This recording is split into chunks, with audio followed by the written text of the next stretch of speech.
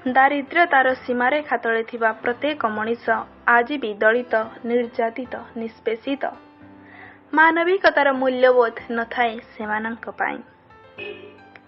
ସେମାନଙ୍କ ନାରୀ ଦେହର ତାଜା ମାଂସ ବିକ୍ରି ହୁଏ କିଲୋ ଦରରେ। ପେଟ ପାଇଁ ମା ଏଠି ବିକେ ନିଜ ଛୁଆ।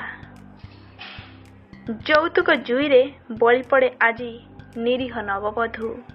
ଯୌତୁକ ଜୁଇରେ ବଳି ପଡ଼େ ଆଜି ନିରୀହ ନବବଧୂ।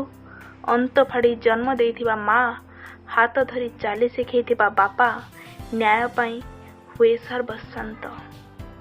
ଆଜି ବି ଅନ୍ଧାର ହେଲେ ଗୁମୁରି ଗୁମୁରି ବେବିନା କାନ୍ଦେ। ନିଷ୍ପାପ ଶିଶୁ ପରୀର କାନ୍ଦ କାନ୍ଦ ମୁହଁ ଆଖି ଆଗରେ ଝାପ୍ସା ଦିଶେ।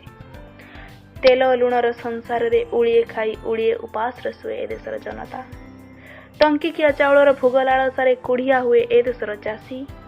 ଆଉ ପଡ଼ିଆ ପଡ଼େ ଶହ ଶହ ହେକ୍ଟର ଚାଷ ଜମି।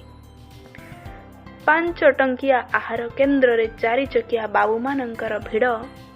ଗରିବକୁ ମିଳେ ତିରସ୍କାର। ଋଣ ଭାରରେ ବୁଡ଼ି ମରେ ଏ ଦେଶର ଚାଷୀ। ପେଟକୁ ମୁଠାଏ ଦାନା, ଦେହକୁ ଖଣ୍ଡିଏ କନା, ମିଳିବା ତା ପାଇଁ ସ୍ୱପ୍ନ। କୋଠା ଉପରେ କୋଠା ବାଡ଼େଇ ଚାଲେ ଏ ଦେଶର ନେତା। ଦୁଃଖୀ ଜନତାଙ୍କ ରକ୍ତ ମାଂସକୁ ଝୁଣି ଝୁଣି ନ୍ୟାୟର ଦ୍ୱାହି ଦେଇ ଆଇନ ଆଖିରେ କଳାପଟି ବାନ୍ଧେ ଏ ଦେଶର ପ୍ରଶାସନ। ଆଇନ ଆଖିରେ କଳାପଟି ବାନ୍ଧେ ଏ ଦେଶର ପ୍ରଶାସନ। ପାଠ ପଢ଼ି ଚାକିରି ନ ପାଇ ଅପରାଧ ଜଗତରେ ପାଦ ରଖେ ଏ ଦେଶର ଭବିଷ୍ୟତ। ପାଠ ପଢ଼ି ଚାକିରି ନ ପାଇ ଅପରାଧ ଜଗତରେ ପାଦ ରଖେ ଏ ଦେଶର ଭବିଷ୍ୟତ।